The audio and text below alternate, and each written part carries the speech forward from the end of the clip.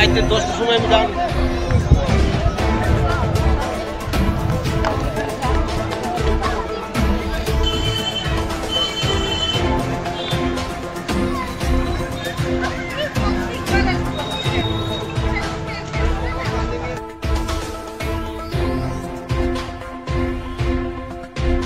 যোৱা ৰাতি অনুমানিক 10:40 মান বজাত আমাৰ টকৰাবান্ধা গাঁৱৰ নিবাসী নীৰেশ চন্দ্ৰ ৰায়ৰ প্ৰথম ল'ৰা ই মানে ওৰাং এই দলঙৰ ওপৰৰ পৰা জঁপিয়াই ছুইচাইড কৰে, আত্মহত্যা কৰে। তো যোৱা ৰাতি 11টাৰ পিছৰ পৰাই আমাৰ বিলাসপুৰ থানায় আহিছিল, চেষ্টা কৰিছোঁ যদিও এন্ধাৰত কোনো মানে সুবিধা পোৱা নাই তেনেকুৱা উদ্ধাৰ কৰাৰ।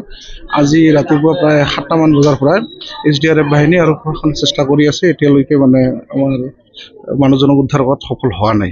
চেষ্টা কৰি ল'ৰাটোৰ নাম আছিল ইন্দ্ৰনীল ৰয়, পঢ়ি আছে এইবাৰ শংকৰদেৱ শিশু আৰু বিদ্যা নিকেতনৰ প্ৰথম বাৰ্ষিকৰ ছাত্ৰ হয়। বৰ্তমানলৈকে উদ্ধাৰ হোৱা নাই।